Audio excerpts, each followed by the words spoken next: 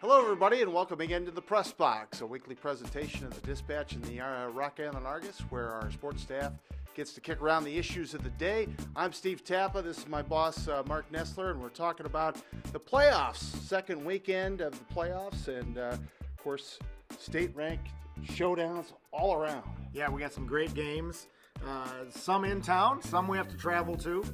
But its second round is exciting, and it just gets better and better as it goes. Mostly in town, and of course, the big game is... It doesn't get any bigger than that one. Rock Ridge. At Mercer County. Mercer County. Yes. We've been thinking about that game all year long, and it's finally here. And we targeted it. We thought it would be a matchup of undefeateds. Mercer County stumbled at Alleman Wethersfield, and actually, I think that it did play to their advantage because they get to host at Pratt Field on Saturday.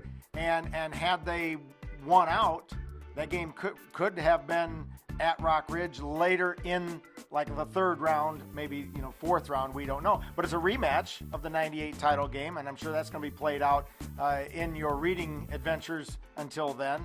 But it's a great game. Oh yeah, I mean, I'm looking at my little notes here, and I'm going. You think about it, they used to play every year in the Olympic Conference. And that stopped in 2005, so now the rivalry is renewed. Since that 98 title game, which Mercer County came back to beat Rock Ridge after losing to them in the regular season, Mercer County, or the old Alito powerhouse, whatever you want to say, 6-1 in those games. So this is an interesting game. Rock Ridge very powerful offensively. Rock Ridge very stingy defensively. We'll see how they match up. I've been fortunate to see both of those teams, and I just think it's a flip of the coin. I really do. Offensively, I have to give Rock Ridge a little bit of an edge because they put a lot of points on the board throughout the season. Mercer County defensively has had that bend don't break, and they're back to that. And I think what it's going to come down to is taking advantage of turnovers. Who makes the turnovers, whether they can capitalize on them. That's to me, I think that's what it's going to be when it's all said and done. That's in Class 2A in Illinois. Of course, 4A Illinois, we have two teams playing. Alleman is on the road at Mahomet Seymour.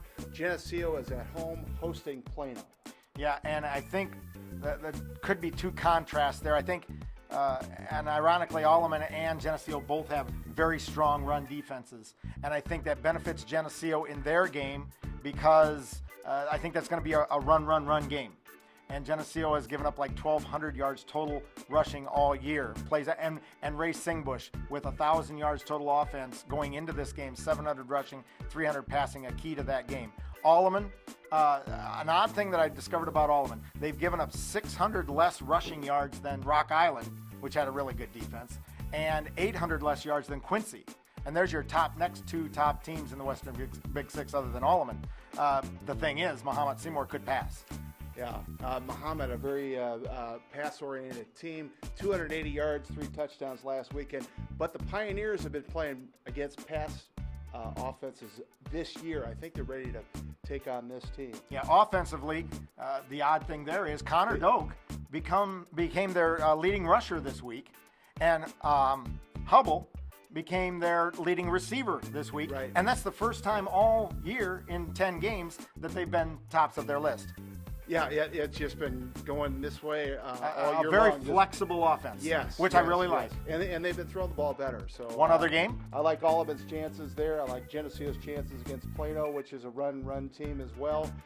We go to 3A. We should say in 3A, Erie-Prophetstown hosting Stillman Valley. That's a big name in Northern Illinois football, of course. Right, a lot of success. A lot of success in Stillman Valley, and a lot of state success as recently as 2010. The key there, I think, is the health of EP's quarterback, Ethan Howard. Yeah.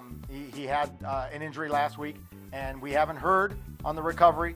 But I know his dad, and I hope he is healthy and succeeds. But it's a great time to play Dan and Ethan in a bags tournament. So I'm looking them up this week to see if they want to hook up for some doubles action. Going to be some great games on tap. All state ranked showdowns this weekend. Hopefully we see you in a ball game. If not, we'll see you back here next week on the Press Box. Playoff football.